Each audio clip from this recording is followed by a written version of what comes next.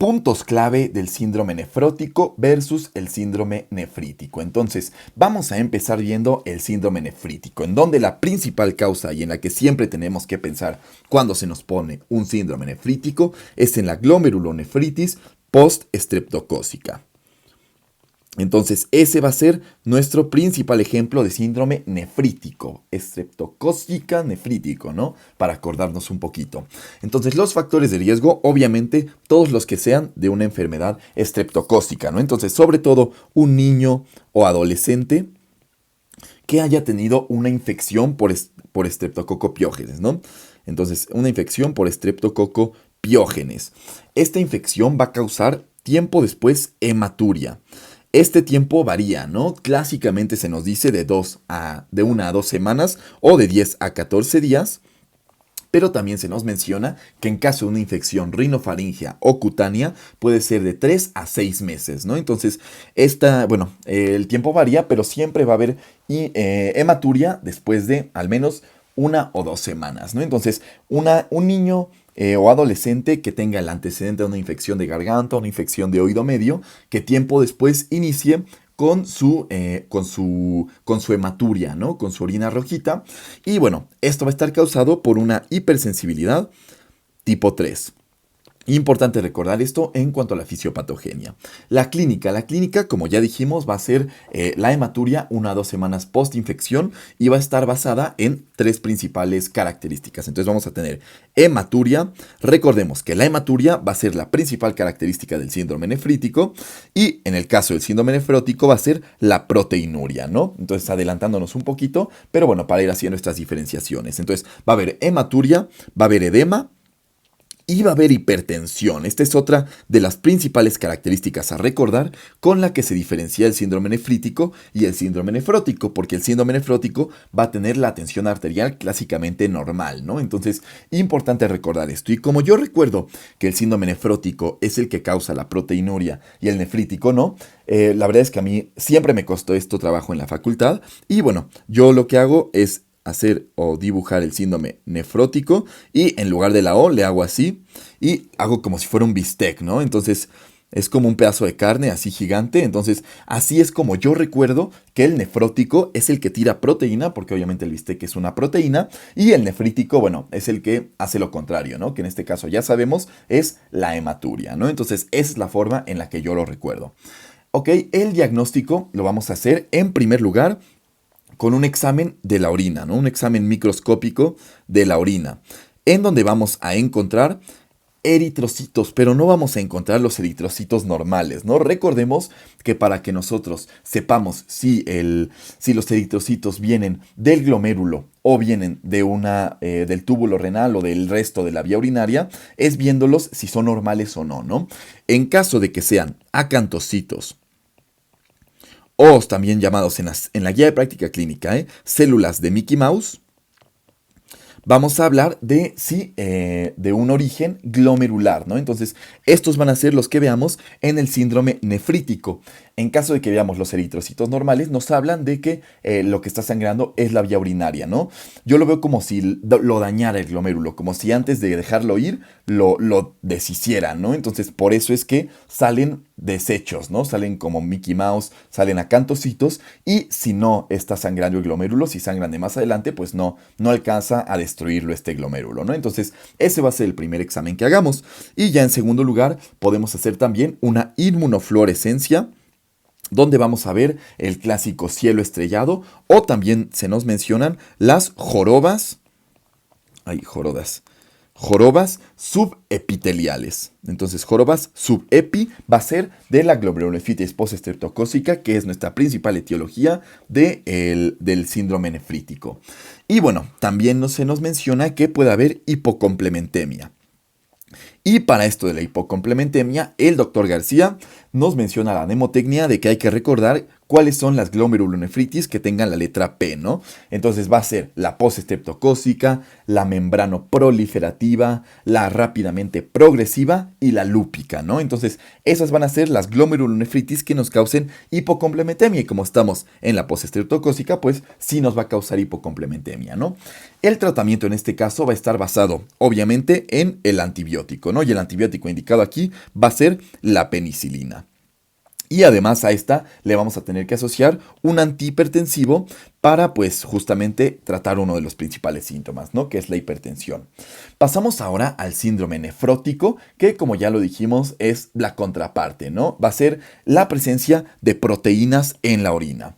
La edad clásica a la que se va a dar, según la guía de práctica clínica, es de los 2 a los 9 años. El 90% de los síndromes nefróticos se va a dar en esta edad. La etiología vamos a tener principalmente 4 glomerulonefritis o glomerulopatías, ¿no? Entonces, la principal etiología en niños va a ser la enfermedad de cambios mínimos o la glomerulonefritis de cambios mínimos. Y recordemos que si esta es la principal en niños, también va a ser la principal en el mundo, ¿no? Porque el 90% del síndrome nefrótico es en niños. Y si la principal causa en niños es la de cambios mínimos, pues obviamente va a ser la que más números tenga, ¿no? Es importante también saber que esta también se le conoce como nefrosis lipoidea, ¿no? Por si se nos pregunta algún otro nombre. La principal causa en el adulto va a ser la membranosa, la glomerulonefritis membranosa. Y bueno, tenemos otras causas de síndrome nefrótico como la glomerulonefritis focal y segmentaria o la glomerulonefritis membrano proliferativa. Entonces, importante estas 4 causas que vamos a ver en un momento. Las características, como ya lo dijimos, del síndrome nefrótico va a ser la presencia de proteínas en orina, ¿no? En rangos nefróticos. ¿Cuáles van a ser estos rangos nefróticos? Pueden ser proteínas totales de más de 3.5 gramos al día. Puede ser solo albúmina de más de 300 miligramos al día, o en el caso de que sea un niño, van a ser proteínas totales de más de 40 miligramos por kilo por peso. Perdón, por metro cuadrado, por peso. Entonces, esos van a ser nuestros rangos nefróticos. Y además de esta proteinuria, le vamos a asociar, obviamente, proteinuria que va a causar hipoalbuminemia, ¿no? Se va a estar tirando toda la albúmina. Y esta hipoalbuminemia que va a causar edema, obviamente. Y además, para compensar, el cuerpo intenta como que buscar llenar la sangre con otras cosas, ¿no? Entonces, aquí lo que vamos a tener es dislipidemia compensatoria de esta hipoalbuminemia o hipoproteinemia, ¿no? Entonces, eso es lo que nos va a causar. Y esta dislipidemia nos va a causar también que al examen urinario nosotros veamos cilindros grasos. Entonces, esas van a ser todas nuestras características del síndrome nefrótico. Y ahora sí, pasando a nuestras etiologías, quedamos que son estas 4 enfermedades. Vamos a hablar primero de la de cambios mínimos, que como ya dijimos, va a ser la principal etiología en los niños, ¿no? Esta va a estar relacionada sobre todo con uso de AINES, con atopias, sobre todo con la picadura de abejas y con linfoma Hodgkin. Importante, esta tablita, se las voy a poner para que le tomen screenshot o lo que quieran.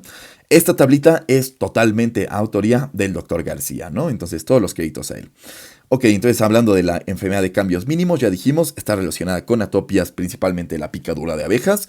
Y bueno, aquí lo que vamos a tener en cuanto a clínica asociada es una proteinuria muy intensa de más de 15 gramos al día de albúmina, ¿no? Entonces, si tenemos que los rangos nefróticos es de 300 miligramos, 5 gramos al día es una locura, ¿no? Es muchísimo. Entonces, importante recordar esta clínica asociada. Lo que vamos a ver nosotros a la biopsia es la fusión de podocitos o la fusión podocitaria, y el tratamiento va a ser con esteroides, ¿no? El 80% se va a mejorar con estos esteroides, y los esteroides van a ser o la prednisona o la ciclofosfamida. La ciclofosfamida va a ser el principal esteroide que vamos a usar en casi todas las patologías en nefrología.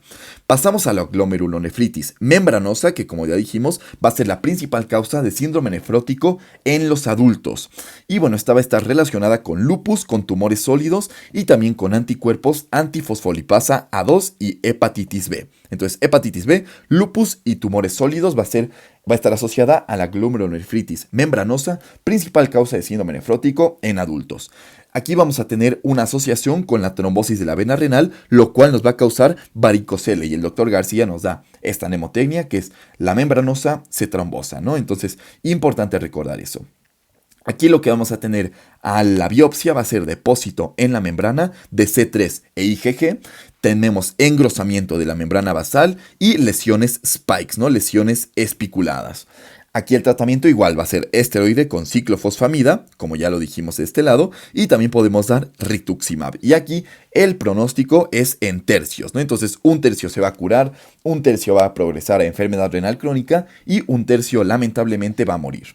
Pasamos a la glomerulonefritis membrano-proliferativa, que va a ser la más grave de todas. Esta se va a relacionar con hepatitis C. Recordemos, hepatitis B, membranosa, hepatitis C, membrano-proliferativa.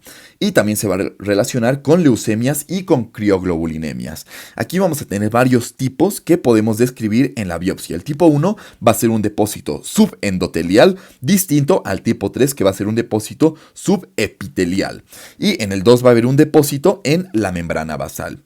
El tratamiento en este caso va a ser esteroide, y aquí es donde va a cambiar, ¿no? En todos los demás, aquí también tenemos ciclofosfamida, el otro es el que va a cambiar a ciclosporina. Entonces, en los 3 primeros va a ser ciclofosfamida con esteroide. Y bueno, también podemos dar aquí micofenolato. Esta, como ya dijimos, es la de peor pronóstico, la más grave, ¿no? Entonces, esta va a ser la que mayor recidiva tenga posterior al trasplante. Y ahora sí pasamos a la focal y segmentaria, que va a ser la segunda causa en el adulto al menos. Y bueno, esta se va a relacionar dependiendo del tipo, ¿no? La celular se va a relacionar con embarazo, la colapsante con VIH o con heroína, con cosas relacionadas con jeringas, quedémonos en eso, y también puede estar relacionada con litiasis renal. Aquí la clínica asociada va a ser cambios hemodinámicos, es decir, cambios en la TA. Aquí en la biopsia vamos a encontrar esclerosis y así, aquí sí, en el tratamiento es el único en el que va a cambiar. En lugar de ciclofosfamida, va a ser el único en el que demos ciclosporina como esteroide de principal elección o asociado a este esteroide. Y eso sería todo en cuanto a nuestro síndrome nefrítico y nefrótico. Aquí les pongo el cuadro de nuevo y acá les pongo el otro apunte. Y sería todo. Muchas gracias.